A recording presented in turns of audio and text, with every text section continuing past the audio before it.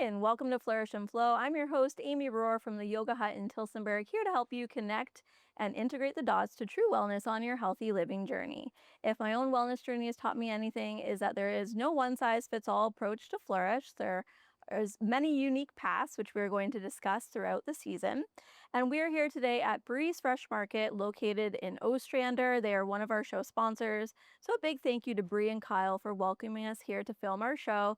A big thank you to our additional show sponsors, Laura from Escape Salon and Spa in Tilsonburg, and Jen from Hometown Style in Ingersoll. I'm joined today by Hillary Anderson, a registered yoga teacher, certified fitness instructor, and nutrition coach, who blends movement, mindfulness, and nourishment into a well-rounded approach to health. She runs a one-of-a-kind geodome studio in Waterford, Ontario. Yoga, fitness, and nature come together to create a truly unique experience, helping people build strength, find balance, and feel at home both in their body and mind. So welcome to the show, Hillary. Thank you. Yeah, so great to have you here. So we are located in Ostrander, but you are originally from Tilsonburg. Yes. So you are a local. You've since moved to Waterford. Yes. But tell us a little bit about your journey into yoga and what eventually inspired you to open your own business and studio. Okay. Yeah, I can do that. Okay, so my journey to yoga started probably about 20 years ago. Okay. I was living in Kitchener. I was in my 20s. I was going out, having lots of fun, and I won a pass. I won a 2-week pass to a yoga studio in Waterloo. Cool. And at the time, I wasn't living the healthiest lifestyle. Definitely like food, some alcohol, things like that. But I went to this class, and first of all, it was hot yoga. I had no idea what hot yoga was, okay? But I knew I wanted it, and it was a sign, and I wanted to give it a try. And I remember at the end of the class, I was dead, okay? Like completely dead. It was 100 degrees, I wasn't very active. I ate a lot of fast food. It was a bad combo, but it was the best I ever felt. And I remember leaving and driving back to my apartment and thinking, I want to feel like this every single day for the rest of my life. And I had tried lots of different ways to work out, but there was just something different. And now I understand that as a yoga teacher. There was something different about this. And I think a lot of it had to do with the breath work in the class and finding that quiet balance and all of that. So that's how I found my way to yoga. I love that. I never knew that story. Yeah. So it's, beautiful. It was meant to be. And I know what you mean. Like once you experience that feeling, people don't often turn back, right? It's something that the seed is planted, and often that's what I found. I just was like slowly felt like it was always calling me back. I was always seeking it out more and more. So that's how you started. What has eventually led you, to opening your own studio and this experience space that you have in Waterford? Yeah. Tell us more about that. That's a great question. So at the time, I worked in sales. And I started going to a gym that had a yoga studio in it. The gym ended up kind of poaching me to come run the gym. Okay. So again, transitioning to sales, but in more of an environment that I really wanted to be in, an active, healthy environment. And I loved that. But I was so jealous of the yoga teachers. I'm like, I want to make people feel this way. Yeah. I want to help people find this magical thing, And so when I eventually moved along in my life and I had my first child, I started to reflect a little bit on maybe changing my career. After I had my second child, I reached out to one of my favorite yoga teachers, and I said to her, that's it. Like, I'm ready to take the plunge. I want to do my yoga teacher training, which is a lot. For those who don't know, it's a 200-hour program. It's no small feat. It's not a weekend course. And she said, this is insane. I literally just opened my own yoga school. Wow. Like, we start an intensive 3-week training in about 5 months from now. And I was on mat leave. And I thought, ding, ding, ding, this is all meant to be. So I did that program. At the time, I was living in Tilsonburg. So it was in London, and I could drive every day. And I completed the 200-hour program. At the time, I didn't really know if I wanted to open my own studio, but I knew I wanted to teach. Yeah. I had young kids. I wasn't working full time when I was going back to work. So I thought if I'm working part time, I definitely want it to be something I love to do. So that's how that transitioned. I taught at every place I could teach, anyone who would take me, anywhere. And it was a wild ride, you know, and built my hours over time. My husband and I decided that we wanted to move from town into the country back to where he was from. And we purchased a farm and we moved there in 2020. It was April 2020. And I was kind of like on the fence with the yoga because everything was shut down. I didn't know. I was trying to do some stuff online. It didn't sit right. But I got out into the community. I met some people the best way I could. I started renting church basements and things like that around me and taught yoga that way. And eventually then we built a studio. So that's kind of and not Cole's any, yeah, thank you for the Cole's notes. I know it's hard to like paraphrase all our life journey into one answer, but not just any studio. Your studio is very unique. So tell us, what is a geodome? I have yoga no studio? idea. And how did you choose that? How did that come to be? This is a really good question. So I looked at leasing spaces. I definitely wanted to be in my community in Waterford. It was something that was needed. There wasn't really a lot. There's not a lot of things available to rent and lease. And then I have this huge property, you know, but to build an actual building, that's a big endeavor. Like that's a large cost. And I thought I really need a stepping stone. And I'm in a group with other women who own businesses. Okay. And we were kind of like spitballing ideas around. And there's an architect in my group. And she's like, well, what about a temporary building? I'm like, what the heck is a temporary building? So then you go on the Google and you're like, what is a temporary building? And all these things come up, like a yurt, a geodesic dome. And I'm like, ooh, I like this. Yeah. Because we were already doing classes outside and doing some classes on the trail. We have a beautiful trail system. And I was like, this is going to make it feel like we're still outside without being cold, without the bugs, without the weather, you know? So we looked at it. We're like, okay. It was definitely a bigger job than what we expected, but it was a kit. We ordered the kit. We put it all together. It was mostly my husband that put it together. Shout out. Yeah, shout out to him. Shout out to Dane. And some friends helped us, and it was wonderful. And, you know, then as time went on, we added things like insulation, heating and cooling, so we could use it year round. Cool. Yeah. And how has that been received by your community, by your students? The ability, you know, to be still out in nature, how does that land for people? I'm sure it's very positive. Oh, they love it. Yeah. We actually have people who just pull in to our laneway and they're like, see it. what is this? Wow. I've had the funniest questions, like, do you have a pool in there? Yeah. Like, what's in there? Is this an Airbnb? Curb appeal. Yeah, definitely is curb appeal. Yeah.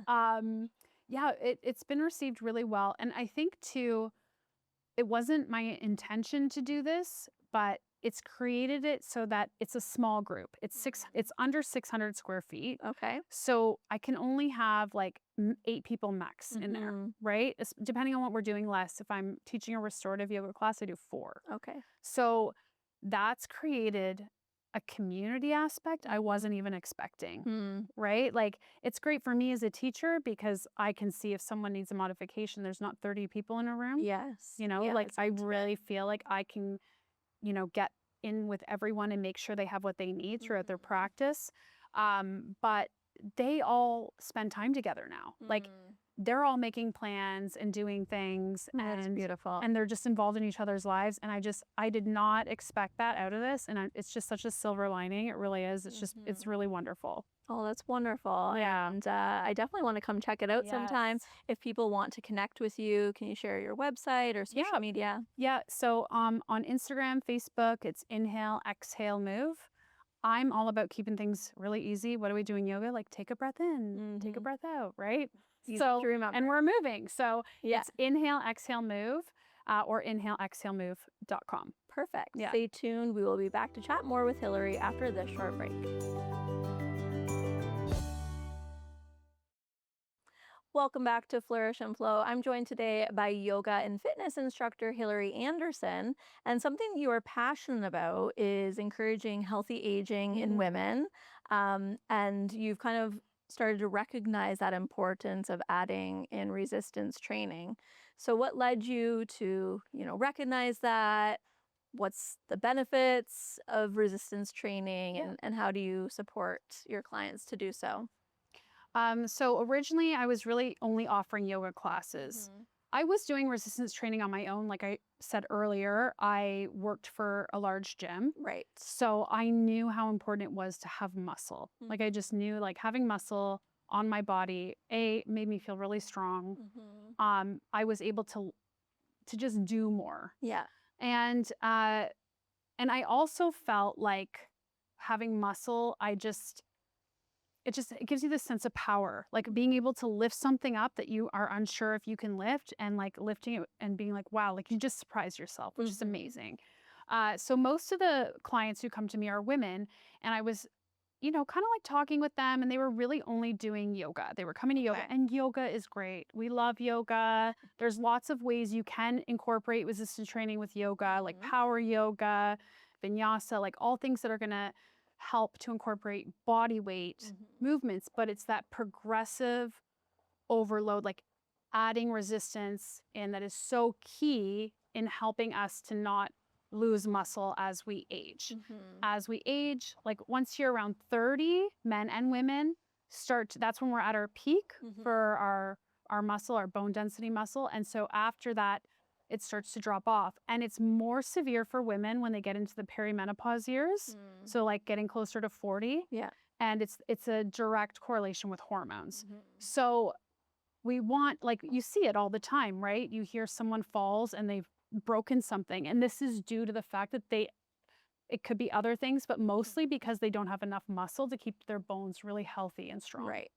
Yeah. So. Okay. Yeah. Yeah. So for women who are just getting started, what is a realistic way to begin training safely, confidently, maybe even at home? I know you've brought some of your Brought some goodies. Tricks. So yeah, what are some tips that you might want to share? So one thing, if you love to walk, something really easy that you can do, and you don't have to spend a lot of money, is you can buy a weighted vest. You've probably seen this all over social media, TikTok, all the things. But a weighted vest is great because it's going to take your walk and make it resistance training. So I brought a weighted vest. I can put it on and show you. So you can get them basically anywhere. So you just... And you did mention to me that there's different weights? Yeah, there's all different weights. You want to start with around 3% of your body weight. Okay. To kind of figure that out, and they just do up, hopefully. And then you go on your way. Just walk, walk, walk. You're going to feel it majorly in your core, in your glutes.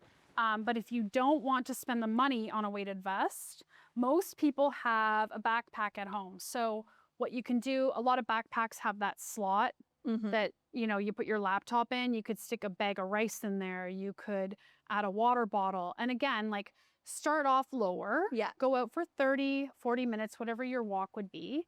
And you can increase that, right? Or like slip one of those weight plates in the back. Just so it's something. Way to just test it out. And test it out, see how it feels.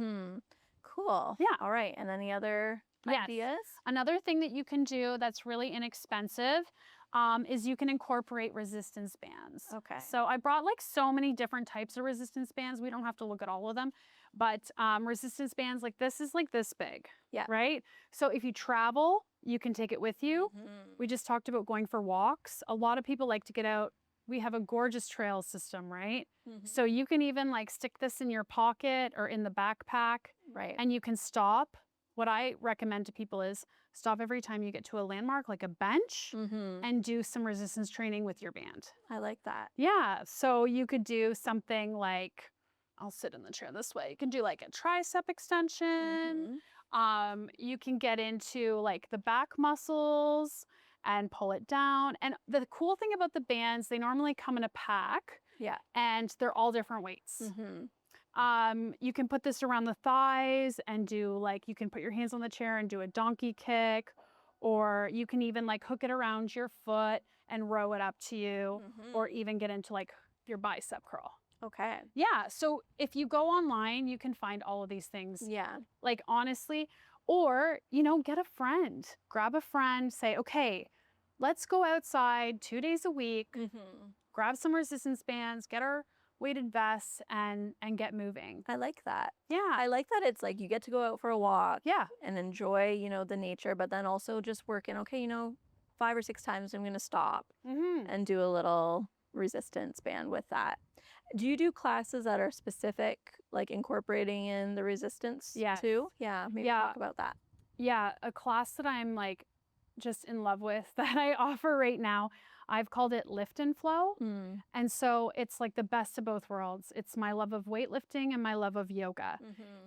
It's not like other yoga with weight classes that you see where you've got like 2 or 3 pounds and you're incorporating them into yoga.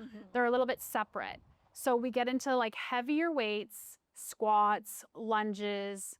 You can do like your tricep extensions, you can like full body. And then we do a flow, like a yoga flow to complement it. Okay. So if you are at the gym and you're lifting weights, this is going to help. Well, it's going to help in so many ways. It's going to help your mobility and flexibility. If you were to do like 3 sun salutations after you did a set, like it's just going to help. And the breathing alone that you do when you're practicing yoga, you know, you inhale to your plank, you exhale to lower, inhale to your up dog, exhale down dog. That breathing is going to stimulate your parasympathetic nervous system. I'm tripping. And just tell your body that you're safe and secure. So you're going to recover better. And it's just overall not like overriding, you know, pushing ourselves too hard or too far, which I'm sure. Because I've seen it so many times where people lift to the point where they're physically ill and there's no reason to treat your body like that. No. There really isn't. No. Any other? Yeah. Something that if you're someone at home and it's standing is a little bit more challenging, you can do all of this sitting in the chair. And one of my favorite things, especially for women to help build strength in the lower body, is like you just take a yoga block. You can get them at the dollar store. You come to the edge of your chair and you're going to just squeeze it between the thighs just to help build all the muscle in your legs nice and strong. And then eventually you can stand and come down and sit. And this is going to give you like that proper squat form. So you do that a few rounds. And then when you're more confident, maybe you hold some weights or water bottles and you just keep that increase going. Yeah. Small progressions over time make a big difference. Exactly. So something I know you're passionate about as well, like we kind of just talked about more of the yang, the strength. But also the yin side of yoga. Do you want to touch on that? What it means to you? I love yin. Actually, yin is what I started teaching the most, like when I was first going off on my own, or like gyms would hire me to come in to do yin. And I'll tell you why. The first yin class I ever did, I took it because I couldn't get into another class. Okay. So it was there's like a story by default. Yes. I wanted all of the hard classes. Okay. A lot of people think like, oh, you know, if I'm doing power yoga or hot yoga, like those are the really hard classes. Those are the ones I'm supposed to do. It's like we're punishing ourselves, but really we're not. It's yoga. So I couldn't get in. The only class I could get into was yin. And I was humbled in yin. Because you are in a pose for 3 to 5 minutes, you know? So in yin, you're in a pose for 3 to 5 minutes and it's not stressing the muscle, it's stressing your connective tissues. So it helps to hydrate and release the fascia so that you do recover, right? You do increase your range of motion. It also teaches you a sneaky way to start meditating if that's something you're not doing. And then you get all the benefits of meditation as well. Absolutely. Definitely. We need both, right? It's not yin just and one yang. or the other. So I'm glad you could touch on the importance of that too. Stay tuned with Hillary. We're going to chat more after this short break. Welcome back to Flourish and Flow. I'm your host, Amy Rohr, joined today by Hillary Anderson. I'm thinking of your maiden name when I go to introduce you. But how do you personally stay grounded, you know, in your own practice in life, while guiding others. Yes. You also are a mom of 3 boys. So yeah, what guides you to kind of keep taking care of yourself? Yes, that's a great question. I developed a habit a long time ago of filling my bucket. Yes. And how that bucket is filled has changed over the years. I teach physically 14, 15 classes a week right now. So I have a student right now who is doing her yoga teacher training. And she said, how do you get your own practice in? And my practice has changed so much. I used to go to every studio I could get to. I would practice online with my teacher, which I still do, and just constantly. And then when I opened our studio and I started teaching at first it was just me. I didn't have any other teachers. It was just me. And I was teaching so many classes and I was physically burnt out. You're not always doing it, right? You're not doing every class with everyone, but you're just the mental load of like the planning and executing and watching all of it. You just get really tired. So when I would go to practice for myself, asana wise or movement wise, I would feel like I was working. Yeah. And so I had to sit down and be like, this has to shift. And what I fell in love with was yoga nidra. So I practice on my own yoga nidra every single day. And so for those who don't know, that's a sleep yoga meditation. Yeah. It's really cool. There's so many different books on it, but basically you go through different phases in the meditation. I do teach it once every 2 weeks at the studio. But I would practice it on my own. I would leave the house. I would go somewhere like a Nordic spa or just somewhere where I could be quiet and like really focus on it. And I would work through the different phases of the meditation. And I just found myself loving it. And it fed that bucket. It filled that bucket for my own practice. Yes. So some people always think it's a little weird. Oh, you're not like going out to every studio and taking classes. And it's like, I'm not, because my mind is always thinking in the physical. So I really needed to practice the other side. Yeah. You know? I love that. It makes total sense. And supporting you to really fill and nourish yourself. You mentioned, in the beginning, you were teaching all of those classes by yourself. How many other instructors? What's your team look like now? Because that would be a support to also, Oh my goodness, release and receive some support from other teachers. Yes. It's a lot of pressure to do it all on your own, right? It really is. Yeah. And being in Norfolk, like there's not a lot of teachers. So it takes time to really find people. So I have a girl that I met when I first moved to Waterford. And her and I would do fitness classes together all the time. And she was the first person I really went out to and was like, hey, like, can you cover some of the physical stuff? Yeah. Because, it was just so much. So Nancy teaches barre, which is like a ballet-inspired fitness class. And she also teaches Pump It Up, which is like a blended class of weightlifting and Tabata. Okay. So that's been really great. And then I hired a girl named Alex who does Pilates and yoga. And we just have a new girl who started, Alana, and she moved to the area recently. She just retired. She was an elementary school teacher. And she's teaching power yoga and she's doing a teen program. Okay, cool. Yeah, which I'm really excited about. That's so it's nice to have all these people come together. Yeah. And have something a little bit different to offer, right? Well, and everybody has their own unique way of teaching, and that's great, giving people, some different classes to experience. Yeah. So something I like to end the interview with is called lightning round. So some fun pop questions. Hillary doesn't know what I'm going to ask her. No. But yeah, just whatever comes to mind. All First thing that comes to mind. Your go-to breakfast on a busy morning. Oh, I protein coffee. Protein coffee. Ooh, I like that. Yeah, every day. One song that always gets you moving. Oh, that's a good question. Nothing comes to mind? I'm so bad. Okay, so I really don't work out That's or okay. practice with any music. Okay, yeah. Is that strange? No, Oh, not at all. I feel like there should be one. Okay, that's okay. What's something in your wellness routine that might surprise people? I mean, could be the yoga nidra. Is there anything else? I neti pot. Okay, neti Yeah. pot. Nice. My husband thinks that's so gross when I do that. I gotta close the door. But it's so helpful. Yeah. It is. Favorite place to visit in southwestern Ontario? Oh, I love going to Long Point Eco Adventures. Yes, that's a gem of a Yes. spot. Favorite core memory from your childhood? Christmas morning. Christmas morning. I love Christmas. And favorite place to practice yoga? I love practicing at the geodesic.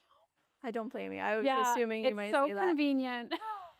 Finish this sentence. To flourish and flow means To live a joyful life. Okay, I like that.